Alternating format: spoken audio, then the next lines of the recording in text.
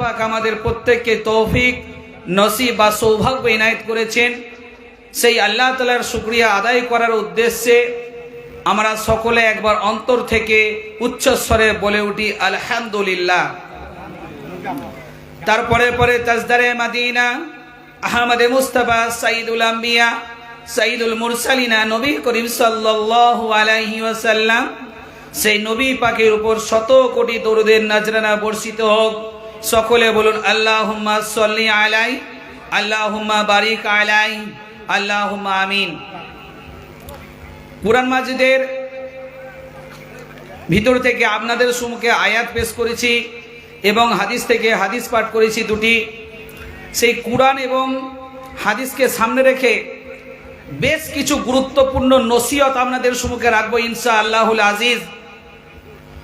অনেক বক্তব্য শুনেছেন বা শুনছেন, ইনশাআল্লাহ আগামী দিনে হয়তো আরো অনেক বক্তব্য শুনবেন। কিন্তু আমরা এই যে দুনিয়াতে এসেছি, আল্লাহ পাক রব্বুল আলামিন আমাদের দুনিয়াতে পাঠিয়েছেন। সূরাতুল বাকারা প্রথম পারা, সুম্মা ইউমিতুকুম সুম্মা ইহয়িকুম সুম্মা ইলাইহি তুরজাউন, যেখানে আল্লাহ পাক রব্বুল আলামিন তিনি ঘোষণা দিলেন যে তিনি আমাদের দুনিয়াতে পাঠিয়েছেন, একটি নির্দিষ্ট লিমিট কোঠাও কিন্তু বেঁধে দিয়েছেন। ভালো করে বুঝবেন, আমি কোনো জায়গায় কোনো ক্যাসেট মুখস্থ করে এলাম এবং সেটাই এসে আমি গড়গড় করে বলে দিলাম, জানি না কে কিভাবে মানে নেয়, আমি সেটা বলতে চাইছি না। কিন্তু আমি ওই রকম নয়, সমাজে যেটা ঘটছে হুবহু, আপনাদের সমাজে এখানে কি চলছে তা জানি না, সমাজে যা ঘটছে একদম সেই পুঙ্খানুপুঙ্খ দলিল সহকারে আপনাদের সম্মুখে তুলে ধরে কথা বলবো ইনশাআল্লাহ। এই সংক্ষিপ্ত সময় আল্লাহ পাক রব্বুল আলামিন এই গুনাহগার অধমকে যতটুকু বলান ততটুকু বলবো, আমার তৌফিক ইল্লা বিল্লাহ। দেখুন, এই দুনিয়াটা একটা ভবের হাট খোলা। এই দুনিয়াতে আল্লাহ পাক রব্বুল আলামিন আমাদের তো পাঠিয়েছেন। আপনারা দেখবেন হাটে গেলে কি করেন, বাজার করেন, ব্যাগ ভর্তি করে ঝুলি ভর্তি করে নিয়ে আসেন। তো যে আপনার বাড়িতে বাচ্চা কাচ্চারা আছে, আপনার বৃদ্ধ পিতামাতা রয়েছে, এমনকি বাড়ির আরো অন্যান্য মেম্বাররা রয়েছে, তাদের মুখে দুমুঠো অন্ন তুলে দেবেন। তার জন্য তো আল্লাহ রসুল হাদিস পাকের ভিতরে বললেন, আর দুনিয়াও মাজরাতুল আখিরা, দুনিয়াটা একটা আখিরাতের পুঁজি জোগাড়ের জায়গা। শুধু তাই নয়, দুনিয়াটা একটা আখিরাতের পুঁজি জোগাড়ের জায়গা বললেই শুধু শেষ হয়ে যাচ্ছে না। আমরা দুনিয়াতে এসেছি আখিরাতের পুঁজি জোগাড় করতে। বহু কিতাবের মধ্যে দলিল সহকারে বিভিন্ন জায়গায় পাওয়া যায় যে দুনিয়াবি জিন্দেগির থেকে আখিরাতের জিন্দেগিটাকে যদি হাজার হাজার গুণ বড় বলা হয় তাহলেও কম বলা হবে। কেননা সেই আখিরাতের জিন্দেগিটা হলো আমাদের চিরস্থায়ী জিন্দেগি। সেই আখিরাতের জিন্দেগিতে চিরস্থায়ী বাসিন্দা হিসেবে আমাদের সেখানে বসবাস করতে হবে। তাহলে আমি ধরে নিলাম দুনিয়াতে এসে আমরা বাঁচছি কতদিন, 60, 70, 100, 120 বছর। আমি ধরে নিলাম 120 বছর। মনোযোগ সহকারে শোনেন, ইনশাআল্লাহ খুবই ভালো লাগবে। আমি ধরে নিলাম দুনিয়াতে এসে আমরা বাঁচছি কতদিন, 120 বছর। এই 120 বছর দুনিয়াবি জিন্দগির মেয়াদের জন্য দেখুন, আমাদের 4 চাকা গাড়ি, এসি বাড়ি, কোটা বালাখানা বিল্ডিং থেকে আরও কত কিছুর না প্রয়োজন পড়ছে। যে দুনিয়াবি জিন্দগির মেয়াদ ধরে নিয়েছি মাত্র কত, 120 বছর। এই 120 বছর দুনিয়াবি জিন্দগির জন্য যদি আমাদের এত কিছুর প্রয়োজন পড়ে, সেই আখিরাতি জিন্দগির মেয়াদ যেটা দুনিয়াবি জিন্দগির থেকে হাজার হাজার গুণ বড় বললেও কম বলা হবে, সেই আখিরাতের জিন্দগিতে আমাদের চিরস্থায়ী বাসিন্দা হিসেবে বসবাস করতে হবে। তাহলে সেই আখিরাতের জিন্দগির জন্য আমাদের কি কি সঞ্চয় করা দরকার, কি কি প্রয়োজন পড়া দরকার, একটু কি চিন্তা ভাবনা করে দেখেছি? আল্লাহ পাকের সম্মুখে তো দাঁড়াবেন, জান্নাত যাব বলে বুক ভরা আশা নিয়ে রয়েছেন, দাঁড়াবেন, কিন্তু একটুকু ভেবে দেখেছেন যে জান্নাত যাবার মতো সেরকম কোনো নেকির ব্যাগ, থলে বা ঝুলি বা কোনো কিছু ভর্তি করতে পেরেছেন কিনা? কোন মুখ নিয়ে আল্লাহ পাকের কাছে দাঁড়াবেন সেটাকে একটু চিন্তা ভাবনা করে দেখেছেন? না। আল্লাহ পাকের মেহবুব বান্দা হযরত ইমামে গাজ্জালী রাহমাতুল্লাহ আলাইহি কিতাবের মধ্যে লিখে দিলেন, তিনি বোঝানোর উদ্দেশ্যে বললেন যদি গোটা দুনিয়াটাকে একটা সরষে দানা দিয়ে ভর্তি করা হয় তাহলে গোটা দুনিয়াতে কত সরষে দানা লাগতে পারে। আল্লাহ পাকের আরশে আজিম থেকে যদি একটি সবুজ রঙের পাখি, ওই পাখিটা দুনিয়ার জিন্দেগির দিকে যদি ছুটে আসে, ওই পাখিটা দুনিয়াতে যদি ছুটে আসে, ওই পাখিটার উড়ে আসতে সময় লাগে ৭০,০০০ বছর। পাখিটা এসে দুনিয়ার জিন্দেগিতে এসে দুনিয়াতে আসার পর বিশ্রাম নেবে, সময় লাগে ৭০,০০০ বছর। দুনিয়া থেকে একটি মাত্র সরষে দানা মুখে করে নিয়ে ওই পাখিটা আল্লাহ পাকের আরশে আজিমের উদ্দেশ্যে রওনা দেবে, সেখানে সময় লাগে ৭০,০০০ বছর। এইরকম ভাবে ওই পাখিটা দুনিয়া থেকে আল্লাহ পাকের আরশে আজিম, আল্লাহ পাকের আরশে আজিম থেকে দুনিয়া করতে করতে গোটা দুনিয়ার সমস্ত সরষেকে ফাঁকা করে দেবে। যদি একটা সরষে দানা দুনিয়া থেকে নিয়ে গিয়ে আল্লাহ তাআলার আরশে আজিমে রাখা হয়, তাতে যদি এত সময় লাগতে পারে, গোটা দুনিয়ার সরষেকে ফাঁকা করতে গেলে কত সময় লাগতে পারে যদি আমি আপনি হিসাব করি, হয়তো আমার আপনার মাথার ব্রেনটা খারাপ হয়ে যাবে। তার থেকেও আমার আপনার আখিরাতের জিন্দেগিটা হলো হাজার হাজার হাজার হাজার গুণে বড়। বলুন সুবহানাল্লাহ। উনি বোঝানোর উদ্দেশ্যে বলছেন, কিন্তু কিতাব বলছেন দুনিয়াবি জিন্দেগির থেকে আমাদের আখিরাতের জিন্দেগিটা হলো হাজার হাজার গুণ বড়, বললেও কম বলা হবে।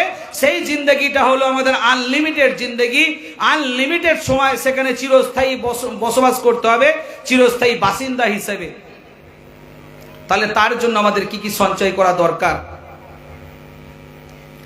দেখুন, আপনাদের সম্মুখে আমি এসেছি, হয়তো আপনারা দুনিয়াতে প্রচুর ধন দৌলত টাকা পয়সা এইসব নিয়ে অনেকে মত থাকেন বা মত্ত হয়ে থাকেন। দেখলে দেখতে পাওয়া যায়, সমাজের দিকে তাকালে দেখতে পাবেন, ধরুন আমি ধরে নিলাম কোন এক মুসলমান ভাই, তিনি কি করছেন, তিনি ভাবছেন আমি সমাজে গরিব, আমার সমাজে সম্মান নেই, সমাজে মর্যাদা নেই, ইজ্জত নেই। এই ভ্রান্ত ধারণার শিকার হয়ে দেখবেন, লক্ষ্য করলে দেখতে পাওয়া যায় কোনো মুসলমান ভাই বা কোনো মুসলমান চাচা আপনাদের এখানে হরিরামপুর যে বাস স্ট্যান্ডটা রয়েছে, যেখান থেকে আপনাদের ওই দানব গ্রামের বাসগুলো যাচ্ছে, নিজের চোখে একদম জীবন্ত চোখে দেখা যে বয়স হয়ে গেল, যদি গণনার হিসেবে যদি বলা হয় বেশিরভাগ বয়স হয়ে গেছে, অনেকটা জীবন থেকে সময় চলে গেছে, এখনো লটারির টিকিট কাটছে। আমি সমাজে গরিব, আমার সমাজে সম্মান নেই, মর্যাদা নেই, ইজ্জত নেই, এই কথার ভ্রান্ত ধারণার শিকার হয়ে শয়তানি প্ররোচনায় পড়ে কেউ বা দেখবেন লটারির টিকিট কাটা লাইন দিচ্ছে, কেউ বা জায়গা পড়ে আত্মসাৎ করছে, কেউ বা আরো বিভিন্ন রকম ভাবে গোপনে গোপনে যে সমস্ত কাজগুলোকে আল্লাহ সুবহানাহু ওয়া তাআলা কঠোরভাবে নিষেধ করেছেন, সেই সমস্ত কাজে দালালি করছেন বা সেই সমস্ত কাজে নিযুক্ত থেকে টাকা রোজগার করছেন। বিষয়টা আপনাদের আগেই বলে দিই, সে বিষয়টা ছিল আল্লাহ পাকের দয়া রহমত থেকে বঞ্চিত হওয়া। অর্থাৎ এই যে আমরা নামাজ, রোজা, হজ, যাকাত, তাসবিহ, তাহলিল, দান, খয়রাত, জিকির, আজগার যত যা কিছু করছি, সমস্ত কিছুগুলোর উদ্দেশ্য হচ্ছে আল্লাহ সুবহানাহু ওয়া তাআলার দয়া, আল্লাহ সুবহানাহু ওয়া তাআলার দয়ার মাধ্যমে দুনিয়া প্লাস আখিরাতে উপকৃত হওয়া। এবার আপনারা মুসলমান সমাজের মানুষ তথা এই সমগ্র মজলিসের শ্রোতা মণ্ডলী বা মুসলমানগণ বা মুসল্লিগণ যারা আছেন, আপনারা বুকে হাত রেখে চিন্তা ভাবনা করে বলুন, ওই লটারির টিকিট কাটা টাকা দিয়ে তৈরি করা বাড়িতে, সুদের টাকা দিয়ে তৈরি করা বাড়িতে, পরের জায়গা আত্মসাৎ করা সেই জায়গাতে তৈরি করা বাড়িতে আপনি যতই ইবাদত করেন না কেন, কোন ইবাদতটা কি আল্লাহ পাকের দরবারে কবুল হতে পারে, নাকি আপনার উপরে আল্লাহ পাকের দয়া রহমত বর্ষিত হতে পারে বলে মনে হয়? আচ্ছা, আমরা এই যে নামাজ পড়ছি, রোজা করছি, কিসের জন্য? এই যে ইবাদত বান্দিগিগুলো করছি কিসের জন্য? আপনি শুধু গজল শুনে শেষ করে দিলেন, সময় পার করে দিলেন, এদিকে দিনের পর দিন কানে মোবাইলে হেডফোন লাগিয়ে গজল শুনছেন, খুব করছেন, সব কিছু করছেন, কিন্তু আপনি যদি আল্লাহ পাকের দয়া রহমত না পেলেন, তাহলে আপনার দুনিয়াতে এসে আপনার কি হলো? আপনি এই যে নামাজ, রোজা, হজ, যাকাত, তাসবিহ, তাহলিল, দান, খয়রাত, জিকির, আজগার যত ইবাদত বান্দিগি করলেন, যদি তারপরেও আল্লাহ পাকের দয়া রহমত থেকে বঞ্চিত হয়ে যান, কুরআন বলছে, হাদিস বলছে, যে ব্যক্তি আল্লাহর দয়া থেকে বঞ্চিত, সহিহ মুসলিমের ৮,০০০-এর উপরে হাদিস সংখ্যাটা ভুলে গেলাম, সে ব্যক্তি আল্লাহর তৈরি দয়ার জান্নাত থেকেও বঞ্চিত। তাহলে আমরা এই নামাজ, রোজা, হজ, যাকাত, তাসবিহ, তাহলিল, দান, খয়রাত, জিকির, আজগার আপনার কি কাজে এলো? একটু ভাবনা চিন্তা করবেন। যদি আল্লাহ পাকের দয়া পেয়ে যাই, আল্লাহ পাকের দয়া রহমত পেয়ে যাই, তাহলে কিন্তু দুনিয়া আখিরাতে কিন্তু কামিয়াবি হয়ে যাবে ইনশাআল্লাহ। আমরা যে কথাটা আপনাদের সম্মুখে রাখছিলাম, যেটা রাখতে রাখতে আপনাদের সম্মুখে বললাম, তার আগে আমার একটু পরিচয় না দিলে নয়। আপনাদেরকে শুধু আমি ইসলাম বিষয়ে তাগিদ দেওয়ার চেষ্টা করছি। কালেকশন তো হয়ে গেছে মাশাআল্লাহ, তবুও আছো, যাই হোক আল্লাহ পাক রব্বুল আলামিনের যেটা ইচ্ছা সেটাই করবেন। কিন্তু আপনাদের সম্মুখে বিষয় তাগিদ দেওয়ার চেষ্টা করছি। আমি একটা সনাতন ধর্মের হিন্দু ঘরের ছেলে হয়ে, আপনারা মুসলমান ঘরের জন্মগ্রহণ করে থাকা ছেলে বা মেয়ে, এমন এক ঘরে জন্মগ্রহণ করি যেখানে আল্লাহ পাক রব্বুল আলামিনের কথা তো পরের কথা, ইসলামের বিন্দু মাত্র গন্ধ পর্যন্ত ছিল না, যেখানে শুধু আল্লাহ তাআলার সাথে প্রতি মুহূর্তে শিরক হতো। সেই জায়গা থেকে যদি আমার মতো একটা গুনাহগার অধমকে আল্লাহ পাক রব্বুল আলামিন তুলে নিয়ে আসেন হেদায়েতের মাধ্যমে, এমনকি ইসলামের মধ্যে নিয়ে এসে মুসলমান দলভুক্ত করেন, হেদায়েত করেন, ভালোবাসেন, আপনাদেরকে কেন করবে না? আপনারা দেখুন, ছোটবেলা থেকে ইসলামী ঘরে জন্মগ্রহণ করছেন, মসজিদ, মাদ্রাসা, মক্তব, ইসলামিক শিক্ষা অর্জন করার জন্য বিভিন্ন শিক্ষা প্রতিষ্ঠান পাচ্ছেন, কিন্তু আমি ছোটবেলায় সেটা পাইনি। ছোটবেলায় সে যে জিনিসটা আমি পাইনি। এখন বর্তমানে পড়াশোনা করে এখনো উঁচু জায়গায় পৌঁছানোর জন্য সুমুখে আমার এমএম আছে, যেটা আপনার মুমতাজুল মুহাদ্দিসিন বলা হয় তাকে, যাই হোক সেটাও চলছে। আপনাদের কাছে এসেছি ইসলাম বিষয়ে তাগিদ দেওয়ার জন্য। যদি আপনারা ইসলাম বিষয়ে তাগিদটাকে না শুনে যদি ভাবলেন হয়তো আমার জলসা শোনা হয়ে গেল, তাহলে আপনি কি করলেন? হাদিস বলছে আফসাতুহুমুল মালাইকাতু ওয়া গাসিয়াতুর রহমান, যেখানে আল্লাহ পাক রব্বুল আলামিনের কথা, আল্লাহ রসুলের কথা, দ্বীন ইসলাম সম্পর্কিত বিষয় নিয়ে কথাবার্তা আলাপ আলোচনা হয়ে থাকে, সেই জায়গায় আল্লাহ পাকের অগণিত রহমতের ফারিস্তারা নাজিল হয়ে গিয়ে সেই সমস্ত ব্যক্তিদের মাথার উপরে তাদের ডানাগুলোকে ঘুরিয়ে ছায়ার মতো করে দিয়ে তাদের মাগফিরাতের জন্য দোয়া করতে থাকে। অর্থাৎ আপনারা যারা এখানে বসে রয়েছেন, শুধু আপনারা নেই, আপনাদের সাথে সাথে আল্লাহ পাক রব্বুল আলামিনের অগণিত রহমতের ফারিস্তারাও নাজিল আছে, বলুন সুবহানাল্লাহ। আর আপনি সেই জায়গা ছেড়ে চলে যাচ্ছেন, বলেন। সমাজের দিকে তাকালে দেখতে পাবেন কোন এক মুসলমান ভাই হয়তো একটা নতুন বাড়ি তৈরি করলেন, কোন এক মুসলমান ভাই একটা নতুন বাড়ি তৈরি করলেন, সেই নতুন বাড়িতে উঠে যাবেন, ভালো করে বুঝবেন, টানের দিকে আমি পড়ে যাচ্ছি। সেই মুসলমান ভাই নতুন বাড়ি তৈরি করে নতুন বাড়িতে উঠে যাচ্ছেন পুরাতন বাড়ি থেকে। আপনাদের এখানে সমাজে কি প্রচলিত আছে আমি ওদিকে বলতে যাচ্ছি না।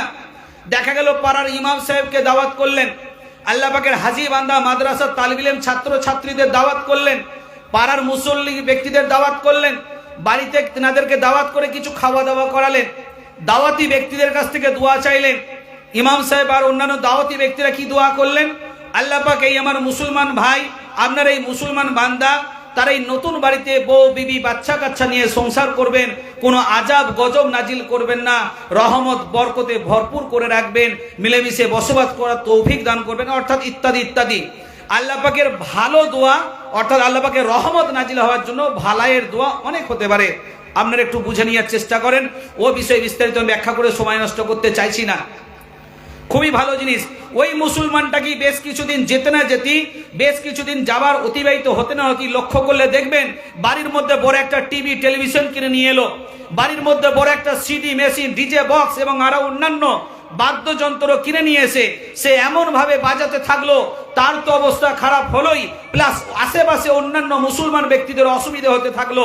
এবার আপনারা মুসলমান সমাজের মানুষ বুকে হাত রেখে চিন্তা ভাবনা করে আমাকে উত্তরটা দেবেন যে আল্লাহ পাকের মেহবুব বান্দারা, অর্থাৎ দাওয়াতি ব্যক্তিরা বা আল্লাহ পাকের আলেম উলামাগণ ব্যক্তি বান্দারা বা অন্যান্য যে সমস্ত মাদ্রাসার তালিব ইলম ছাত্র ছাত্রীরা ওই মুসলমান ভাইয়ের বাড়িতে তার কাজ কারবারে বরকত, আয় উন্নতিতে বরকত নাজিল হওয়ার জন্য, আল্লাহ পাকের রহমত ভালাইয়ের জন্য যে দোয়াগুলো চেয়েছিলেন, ওই দোয়াগুলো কি ওখানে থাকতে পারে?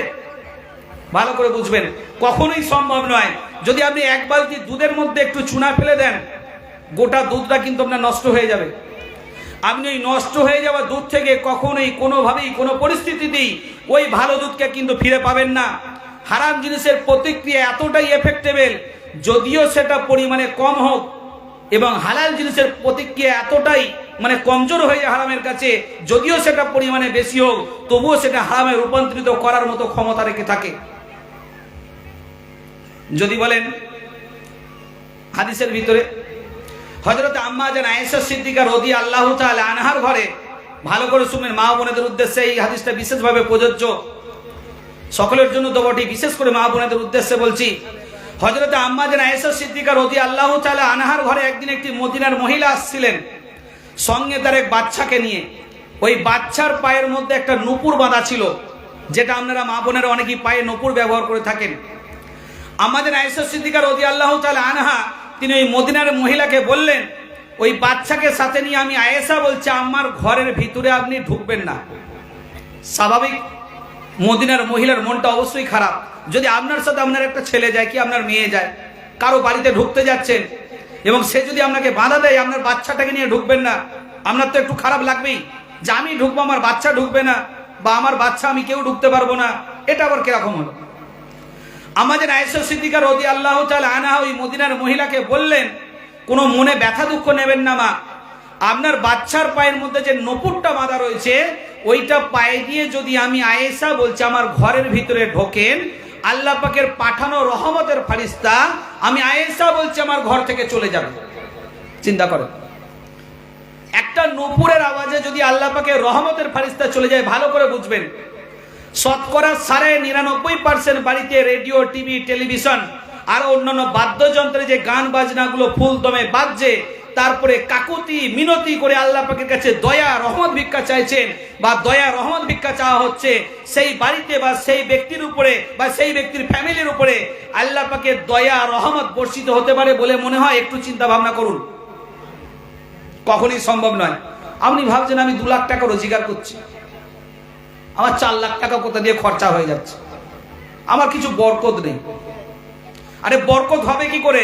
আল্লাহ পাকের রহমতের ফারিস্তা যদি আপনার বাড়িতে গিয়ে বসস্থানে যদি প্রবেশ করতেই না পারে, তাহলে আপনার কাজ কারবারে, আয় উন্নতিতে, আপনার সমস্ত কিছুতে বরকত কি করে থাকবে? একটু চিন্তা ভাবনা করবেন।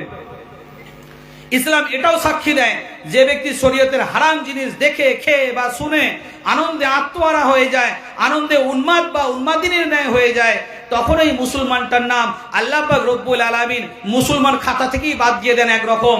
যদিও তিনি মুসলমানের মধ্যে গণ্য হলেও আল্লাহ পাক রব্বুল আলামিনের কাছে একজন বিশাল বড় গুনাহগার বান্দা বলে পরিণত হন।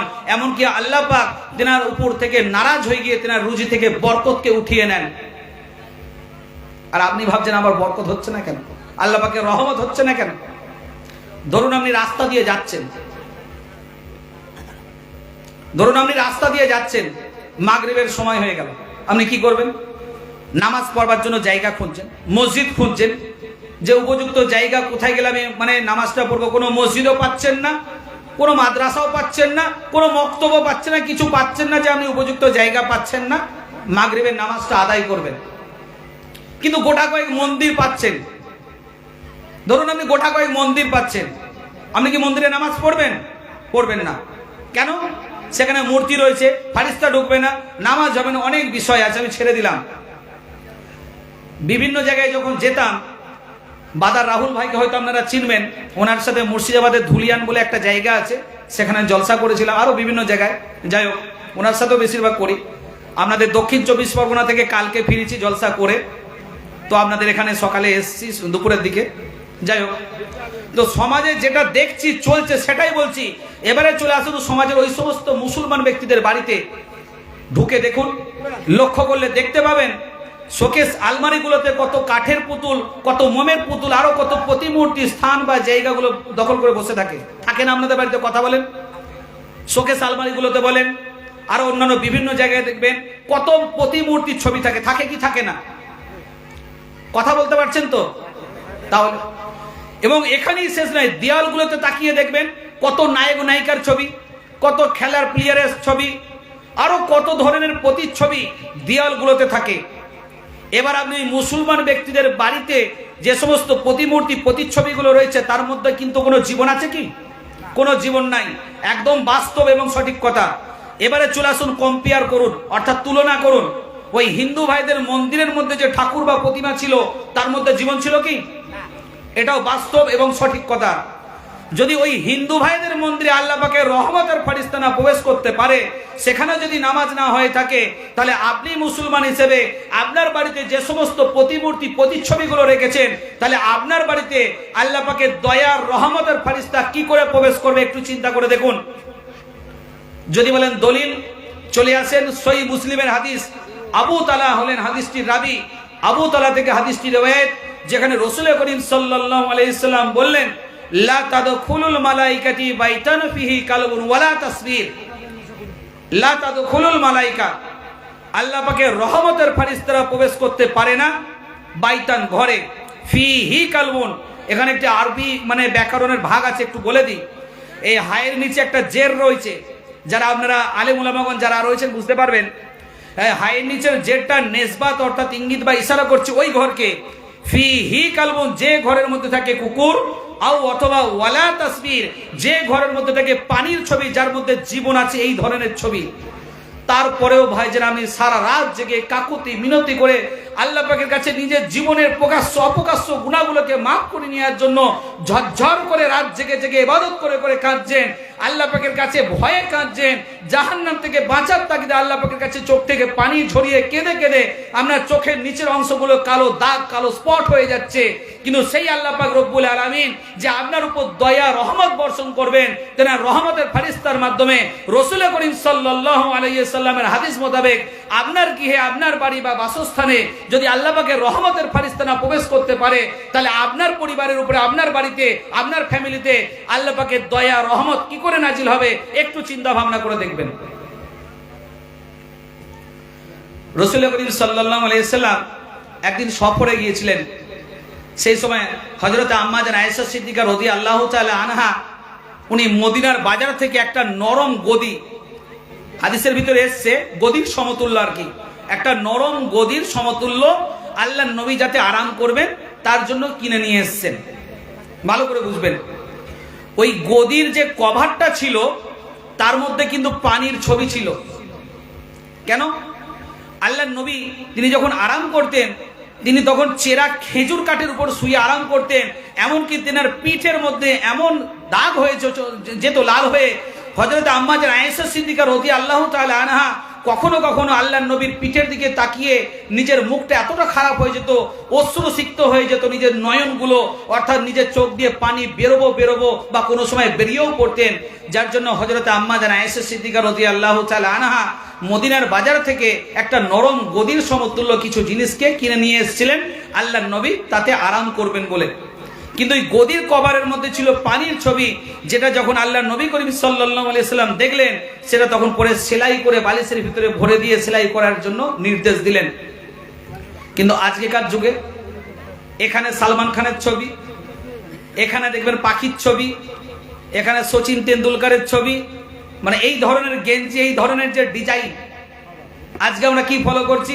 যেখানে কুরআন মাজিদের ভিতরে আল্লাহ সুবহানাহু ওয়া তাআলা ওয়াতিউল্লাহ ওয়াতিউর রাসূলের কথা উল্লেখ করলেন, যে তোমরা কি করো, আমি আল্লাহ আমার বিধান মেনে নাও, আমার রাসূলের সহিহ সুন্নাহকে তোমরা অনুধাবন করো। কিন্তু আজকে আমরা অনুসরণ করছি কাকে?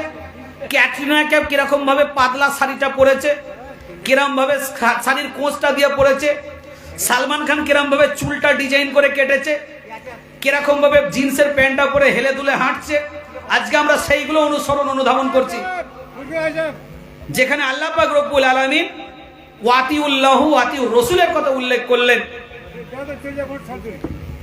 একটা হাদিস আপনাদের সম্মুখে রেখেছি, সেটা হচ্ছে এটাই, আর দুনিয়াও মাজরাতুল আখিরা, আর দুনিয়াও মাজরাতুল আখিরা। আল্লাহর নবী বললেন দুনিয়াটা একটা আখিরাতের পুঁজি জোগাড়ের জায়গা। কিন্তু দেখবেন আমরা দুনিয়াতে এসে কি পুঁজি জোগাড় করছি, একটু ধরিয়ে দিচ্ছি আপনাদেরকে। আপনারা জানেন সূরাতুল মুজাদালা 28 পারা 9 নম্বর আয়াতের ভিতরে আল্লাহ সুবহানাহু ওয়া তাআলা বললেন, ইয়া আইয়ুহাল্লাযীনা আমানু ইযা তানাজাইতুম ফালা তাতানাজাউ বিল ইসমি ওয়াল উদওয়ান ওয়া মাসিয়াতুর রাসূলি ওয়া তানাজাউ বিল বিররি ওয়াত তাকওয়া। হে ঈমানদাররা, হে বিশ্বাসীরা, ইযা তানাজাইতুম, যখন তোমরা গোল টেবিল করো, গোপন পরামর্শ করো, ফালা তাতানাজাউ, তোমরা গোল টেবিল গোপন পরামর্শ করো না, বিল ইসমি, গুনার কাজ নিয়ে, ওয়াল উদওয়ান ওয়া মাসিয়াতুর রাসূল, ইসলামের বহির্ভূত কাজ নিয়ে, আল্লাহ রসুলের বিরুদ্ধচারণ সম্পর্কিত বিষয় নিয়ে তোমরা গোপন আলোচনা করো না। আজকে বলার পরেও শোনার পরেও দেখবেন মোড়ের মাথায়, চায়ের দোকানে, কলতলায়, পুকুর ঘাটে, হাটে বাজারে ওই বাড়ির লোকটা কেমন, ওই বাড়ির বউটা কেমন, ওর তো বাড়িতে কেউ নেই, কিরকম ভাবে ওকে ফাঁসিয়ে মানে জায়গাটা হাতিল করে নিয়ে যায়। এমনকি বাড়িতে 4টে ভাই আছে, তাকে ফাঁকি দিয়ে কিরকম ভাবে জায়গাটা নিজের নামে। আপনি যার নামে গিবত গিল্লাটা করলেন, গিবতটা হচ্ছে একটা মুখরোচক চানাচুরের মতো। আপনি যখন খেতে লাগবেন কিনা, ওই পাশে একজন বসে রয়েছে, দেখবেন ওরও একটু জিভে জল আসে না? যখন আপনি মানে খাবেন, মনে হবে যেন আমি একটু খাই, খেলে ভালো হতো, দেখবেন সেও ওর মধ্যে সামিল হয়ে যাবে। ওই কি হলো, আপনি ওই যার নামে গিবত করলেন, ওই ব্যক্তির নামে গিবতটা করার কারণে ওই ব্যক্তি যতগুলো নেকি রোজগার করেছেন, ওই ব্যক্তি যতগুলো নেকি রোজগার করেছেন সেগুলো তো থাকলোই, প্লাস ওই ব্যক্তি যতগুলো গুনাহ করেছে সমস্ত গুনাহগুলো কেটে নিয়ে আল্লাহ সুবহানাহু ওয়া তাআলা ওর নামে গিবতটা করার কারণে তার নামায় আমল থেকে কেটে নিয়ে আপনার নামায় আমলে বসিয়ে দেবেন।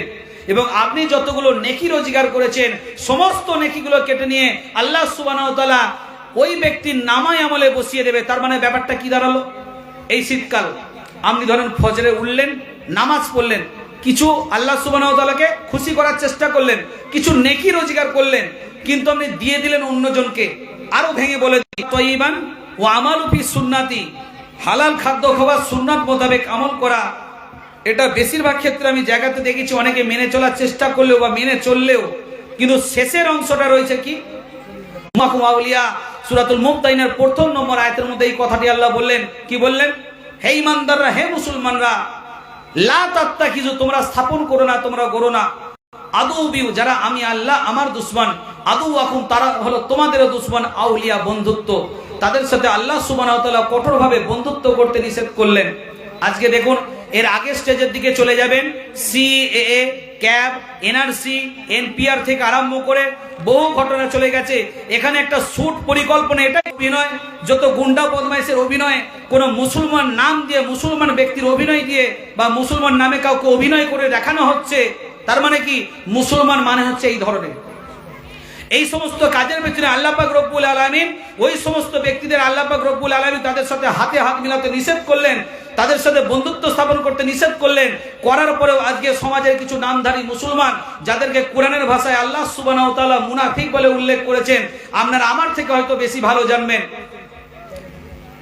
তাদের সাথে হাতে হাত মেলালো। যদি বলেন কেন, আল্লাহ পাক নিষেধ করলেন, করার পরে ওই গায়ের কম মানে ইসলামের দুশমন, আল্লাহর দুশমন মানে তো যারা ইসলামের দুশমন।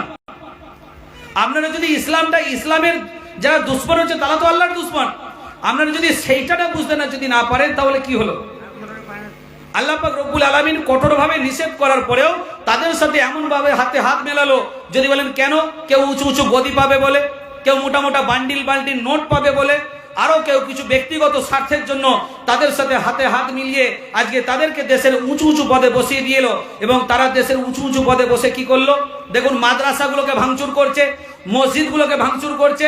মাদ্রাসা মসজিদের মধ্যে নাকি সন্ত্রাসী শিক্ষা দেওয়া হয়, মাদ্রাসা মসজিদের মধ্যে নাকি সন্ত্রাসী অস্ত্র শস্ত্র রাখা হয়। এক কথায় মাদ্রাসা মসজিদগুলোকে সন্ত্রাসী কারাগার হিসেবে চিহ্নিত করা হচ্ছে। এর পেছনে শুধু অনেক গায়ের খোমরা নয়, এর পেছনে এক ধরনের নামধারী মুসলমানরাও জড়িত রয়েছে।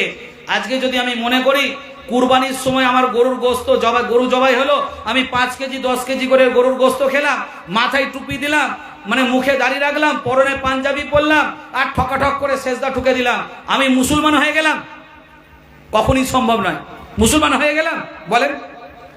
হাদিস বলছে সেই ব্যক্তি ততক্ষণ না পর্যন্ত প্রকৃতি ইমানদার মুসলমান হবে যতক্ষণ না পর্যন্ত নিজের জানের থেকে আল্লাহ রসুলকে না বেশি মহব্বত করবে। আজকে মুসলমানের থেকে নিরাপদে থাকা তো পরের কথা ভাই, একই মায়ের পেটের ভাই তো নিজের থেকে নিরাপদে নেই। যদি বলেন কেমন, ধরুন একটা বাড়িতে দুটো ছেলে, দু ভাই, বাবা মা ইন্তেকাল করেছেন, ছোট ভাইকে বড় ভাই পড়াশোনা শেখাচ্ছে। বড় ভাই মূর্খ মানুষ, কোন রকমের টিপসইটা দেখামূলক কাজ করবে, ডাক্তার হবে, মাস্টার হবে, আলেম হাফেজ হবে, যাই হোক একটা হবে। কত বড় একটা আন্তরিক ভালোবাসা দেখেন। সেই বড় ভাইয়ের ঘাম ঝরানো রোজগার করা টাকা দিয়ে পড়াশোনা শিখে ইরিং বিরিং সিরিং শিখে নিয়ে বড় ভাই কি করছে, বড় ভাই মানে মেহনত করে টাকা দিয়ে ছোট ভাই শিখে নিয়ে ছোট ভাই বড় ভাইকে বলছে, বড় ভাই এখানে একটা টিপসই মারুন তো। আমি কোথা দিয়ে কথাটা বলছে ভালো করে বুঝবেন। বড় ভাইকে বলছে, বড় ভাই এখানে একটা টিপসই মারুন তো। বড় ভাই বলছে, কি আছে রে ভাই, এতে কি আছে? বলছে সব ইংরেজিতে লেখা আছে, এখন তাড়াহুড়োর ব্যাপার, পরে আপনাকে মানে করে সব ভেঙে বুঝিয়ে বলে দেবো। Just what is this case আছে, একটা টিপসই মারুন না। আপনারা বলেন বড় ভাই কি ভাববে? বড় ভাই জানবে আমার মায়ের পেটের ভাই, তার সাথে আমার রক্তের সম্পর্ক, তার সাথে আমার যেখানে রক্তের সম্পর্ক, সে কি আমার সাথে বেইমানি, ঠকবাজি, জোচ্চুরি, ধোকাবাজি বা বিশ্বাসঘাতকতা যাই বলেন করতে পারে? তো বড় ভাই টিপসই মেরে দিল। যাই বড় ভাই টিপসই মেরে দিল, তাই সমস্ত জমি জায়দাদ সম্পত্তি, স্থাবর অস্থাবর, টাকা পয়সা, জিনিসপত্র, বাড়ি গাড়ি, মাল সম্পদ, এক কথায় যা কিছু ছিল আর কি, সমস্ত কিছুগুলো হয়ে গেল ওই গুণধর ছোট ভাইয়ের নামে। এবার আপনারা বলেন, যারা এখানে বসে রয়েছেন, যে এই ধরনের ঘটনা কারোর সাথে ঘটে থাকে, তখন কি হবে? আপনার বুক ফেটে কিন্তু চোখে পানি চলে আসবে। বড় ভাই তাই হলো, বুক ফেটে চোখে পানি চলে এলো। তো বড় ভাই তখন সুবিচার পাবার আশায় কোথায় যাবে আপনারা বলেন? কথা বলেন। থানাতে যাবে, পার্টি অফিস যাবে, পঞ্চায়েত যাবে, কোর্ট যাবে। তো বড় ভাই তাই করলেন, থানাতে গেলেন, পার্টি অফিসে গেলেন, পঞ্চায়েতে গেলেন, কোর্টে গেলেন, নিজের ছোট ভাইয়ের নামে অভিযোগ দায়ের করলেন সুবিচার পাবার আশায়। আর এদিকে সোনার রতন গুণধর ছোট ভাই ভিতরে ভিতরে কি করলো? থানাতে 50, পার্টি অফিসে 50, এখানে 20, ওখানে 2-3 করে মারলো। সমস্ত কেসগুলো ডিসমিস হয়ে গেল। যদি এই ধরনের ঈমান আকীদা থেকে থাকে, এই ধরনের আখলাক, মনোভাব, মনোবাঞ্ছা, মনস্কামনা, মনোপবিত্র থেকে থাকে, স্বভাবটা, ইরাদাটা যদি এই ধরনের হয়ে থাকে, 365 দিন 5 ঘন্টা 48 মিনিট 46 সেকেন্ড, যারা মাস্টার আছে বুঝতে পারছেন, যেটা 1 বছরের সঠিক সময়, 23 ঘন্টা 56 মিনিট 4 সেকেন্ড, যেটা একদিনের সঠিক সময়। আমি একদিনে 1 বছর ছেড়ে দিলাম। যদি সারা জীবনে একভাবে নামাজের হালতে থেকে থাকে, যদিও সম্ভব নয়, বা রোজার হালতে থেকে থাকে, যদিও সম্ভব নয়, না এই দুনিয়াতে সে আল্লাহ পাকের রহমত পাবে, না আখিরাতে আল্লাহ পাকের রহমত পাবে। আর আপনাদেরকে আগেই বলেছি, সহিহ মুসলিমের 8000-এর উপরে হাদিস সংখ্যা আরো রয়েছে, যে হাদিসটা বলেছি, আল্লাহ রাসূল করিম সাল্লাল্লাহু আলাইহি সাল্লাম বললেন, জান্নাতীরা জান্নাত যাবে আল্লাহ পাকের রহমতের বিনিময়ে। পরক্ষণেই হাদিস এসছে, যে ব্যক্তি আল্লাহর রহমত থেকে বঞ্চিত, সে ব্যক্তি আল্লাহর তৈরি দয়ার জান্নাত থেকেও বঞ্চিত। তাহলে তখন আমাদের এই নামাজ, রোজা, হজ, যাকাত, তাসবিহ, তাহলিল, দান, খয়রাত, জিকির, আজগার, যত ইবাদত বান্দেগী আপনি করলেন, কোনো কাজে এলো? কোনো কি উপকারে এলো বলে মনে হয়? আপনারা চিন্তা ভাবনা করে দেখেন।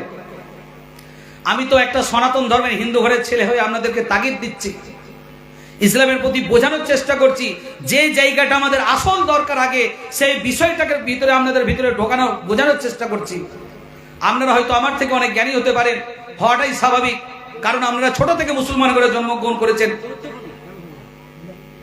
আমাকে ইসলাম নিতে গিয়ে, ইসলাম পেতে গিয়ে নিজের শরীরের খুন অব্দি ঝরাতে হয়। আমি ইসলাম ধর্ম গ্রহণ করবো এরকম ধরনের আমার কোনো ইরাদা ছিল না। আমি মুসলমান হবে এরকম কোনো আমার ইরাদা ছিল না। আমারই নিজের মাসির মেয়ে, যেটাকে আপনারা হয়তো সম্ভবত খালা বলে থাকেন, মাসির মেয়েকে যখন ইন্তেকাল হলো, শ্মশানে যখন নিয়ে যাওয়া হলো, আমার লাইফে প্রথম শ্মশানে যাওয়া। যখন আমি সেখানে শ্মশানে গেলাম, গিয়ে দেখলাম তার যখন উপরের কাপড়টা যখন পুড়ে গেল, শ্মশানে তো বুঝতেই পাচ্ছেন কত মদ খেয়ে, কত নেশা অবস্থায় অনেকে থাকে, উপরের কাপড়টা যখন পুড়ে গেল, তার গোটা শরীরটা উলঙ্গ হয়ে গেল। এমনকি আমার মাসির মেয়ের সমস্ত শরীরে ইজ্জত দেখতে লাগলো সমাজের সমস্ত মানুষেরা। এমনকি তার লজ্জাস্থানে বাঁশ দিয়ে অব্দি, ঘোঁচা অব্দি দেওয়া হতে থাকে সে সময়। সত্যি আমার তখন টনক রয়ে গেল, ধর্ম মানে কি এটাই? ধর্ম মানে তো কোনো এটা যার মধ্যে থাকবে না নোংরামি, কোনো ভণ্ডামি, যার মধ্যে একটা রুচি থাকবে, যেটা মানুষের দেখে একটা ভালো লাগবে, আকর্ষণজনক জিনিস হবে। কিন্তু ধর্ম মানে কি এটাই? আজকে আমার নিজের মাসির মেয়ের সাথে হচ্ছে, কালকে যখন আমার মাটা মারা যাবে, কালকে যখন আমার জন্মদাত্রী মাটা মারা যাবে, তাকেও তো ঠিক ওইরকম ভাবে শ্মশানে ওইরকম করা হবে। পরশুদিন যখন আমার নিজের একই মায়ের পেটের বোন, যার সাথে আমার রক্তের সম্পর্ক, সে যখন মারা যাবে, তাহলে তার সাথেও তো এইরকম হবে। সত্যি কি ধর্মে এটা আছে? তখন আমি বিস্তারিত দেখার জন্য কারো কথা না শুনে, তখন বিভিন্ন বুক স্টল থেকে বিভিন্ন কিতাবপত্রে, এখন তো দেখবেন বাংলা পাওয়া যায়, গীতা বলেন, বেদ বলেন, উপনিষদ বলেন, বিভিন্ন বাংলা ট্রান্সলেশন বেরিয়ে গেছে। সেগুলো দেখতে দেখতে দেখতে দেখতে যখন আমি ভিতরে ঢুকলাম, কোনো জায়গাতে তো এটা পেলাম না যে দাহ পর্বের অধ্যায় বিভিন্ন জায়গায় রয়েছে, কোনো জায়গায় এটা পেলাম না যে ওই ধরনের নোংরামি হবে, ওই ধরনের ভণ্ডামি হবে। এমনকি আল্লাহ সুবহানাহু ওয়া তাআলা, আমি দেখতে চাইছি এক, আমাকে দেখাচ্ছেন আরো এক। যদি বলেন কিরকম? দেখতে দেখতে ইসলামের এমন জায়গায় দলিল পাচ্ছি, যদি আপনাদেরকে সেগুলো উপস্থাপন করি, যেটা সনাতন ধর্ম সাক্ষী দিচ্ছে সনাতন ধর্মটা একটা মানুষের তৈরি করা ধর্ম এবং যার কোনো সঠিক অস্তিত্ব কিন্তু নেই, কিন্তু একটা সনাতন ধর্ম এটাও সাক্ষী দিচ্ছে যেটা সনাতন ধর্মটা মানুষের তৈরি করা ধর্ম হলেও এবং ইসলাম ধর্মটা হলো আল্লাহর মনোনীত ধর্ম এবং ইসলাম ধর্মটা হলো সঠিক। যদি আপনাদের বলা হয় লা ইলাহা হরতি পাপং ইল্লা ইলাহাং করমপদ, যে ব্যক্তি লা ইলাহা পড়ে নিল তার সমস্ত পাপগুলোকে মুছে দেওয়া হলো। যে ব্যক্তি একক এবং অদ্বৈতম ঈশ্বর একজন বলে স্বীকার করে নিল, আমার কথা নয়, সনাতন ধর্মগ্রন্থ থেকে বলছি, সনাতন ধর্মগ্রন্থ থেকে বলছি, বেদ উপনিষদ বিভিন্ন জায়গায় রয়েছে। যদি আপনাদের শ্লোক তুলেও বলি সেটাও বুঝতে পারবেন। সেখানে পরিষ্কার বলা আছে, যিনি ঈশ্বরকে এক বলে স্বীকার করে নিল তেনার ইহ জগতে সম্মানের সাথে সাথে পরজগতে তেনাকে স্বর্গে স্থান দেওয়া হবে। তখন তো স্বাভাবিক একটা, যদি আপনারা যারা বসে রয়েছেন, যদি এখন বলা হয় যে ইসলাম ধর্ম, হয়তো আপনারা কোনো বোঝানোর উদ্দেশ্যে বলছি, এমন একটা কিছু পেলেন যে ইসলাম ধর্মটা হয়তো সঠিক নয়, এরকম আপনাদের সঙ্গে এলো, তখন তো আপনাদের একটা গায়ে লাগবে, স্বাভাবিক একটা মানে মনের মধ্যে জিজ্ঞাসা চিহ্ন এসে যাবে, তাহলে কি আমাদের বাবা দাদারা যারা করলো এতদিন থেকে ইসলাম ধর্মে ছিল তারা কি ভুল করলো? যারা আম মানুষ তারা এটা ভাববেই, বা যারা শিক্ষিত মানুষ আছে সত্যি তাহলে ভিতরে কি আছে দেখি তো। তখন ইসলামের ভিতরে আস্তে আস্তে যখন আমি ঢুকতে লাগলাম, এমন একটা সময় চলে এলো, ভিতরে ভিতরে ঢুকতে ঢুকতে যখন মানে আরো অনেক বিভিন্ন দলিল রেফারেন্স পেলাম। আপনারা আব্দুল্লাহ সালেবি সাহেবকে অনেকেই চিনবেন, মুর্শিদাবাদে বেলডাঙ্গে ওনার বাড়ি, সরলপথ পত্রিকার উনি সম্পাদক, আমাদের আহলে হাদিস সংগঠনের একজন বড় উনি লিডার বলতে পারেন। যাই হোক, তো ওনার দিনিয়াত শিক্ষা আমি কিতাবটা কিনলাম, অনেক কিছু জিনিস আমি বুঝতে পারি না।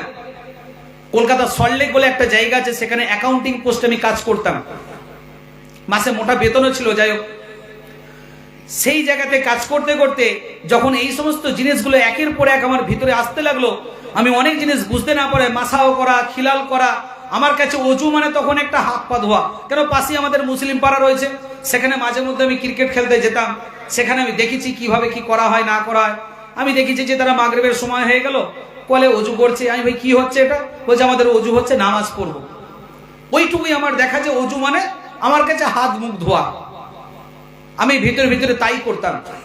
কেন, ইসলামকে নিয়ে যাচাই করার জন্য অনেক জিনিস, প্রতিদিন কোনো দিন 100 বার করে বিসমিল্লাহ পাঠ করতাম, কোনো দিন দরুদ শরীফ পাঠ করতাম, ফজিলত বিভিন্ন বিস্তারিত লেখা রয়েছে, এটা পড়লে এই হবে, ওটা পড়লে ওই হবে, তো বিস্তারিত দেখার জন্য যখন আমি মানে পরিবর্তনে যখন এইরকম ভাবে শুরু করতে লাগলাম, সত্যি বললে বিশ্বাস করবেন না, যার ফজিলত যেমন আছে আমি তেমনটি পেতাম। এমনকি আমার নিজের জন্ম দেওয়া বাবা, তিনি আমার চেহারার দিকে তাকিয়ে বলছে, হ্যাঁ তোকে যেন দিন দিন যেন তোর চেহারা পরিবর্তন হয়ে যাচ্ছে, তোকে দেখতে কিন্তু আমাদের মানে হিন্দু ঘরের ছেলে বলে আর মনে হচ্ছে না। আমার মাও তাই বলে, কিন্তু ভিতরে ভিতরে কিন্তু আমি এইরকম ভাবে আমল করে যাই। পাশে মুসলিম পাড়ায় খেলতে যাই, আমি যা করি একমাত্র আল্লাহর আমি ছাড়া কিন্তু কেউ জানতেন না। পুজো করলাম, পুজোর মন্দিরে পুজো ঠাকুরের সম্মুখে বসি, শুধু মুখটা ঘুরিয়ে নিলাম, পূর্ব দিক থেকে পশ্চিম দিকে করে নিলাম। রুদ্রাক্ষের মালা দেখে থাকবেন আপনারা, 108টা করে থাকে, তার উপরে আল্লাহর নামে তসবিহ করতাম। কতবার করে, কখনো 108 বার করতাম, 111 বার করতাম, যখন যেরকম মন হতো।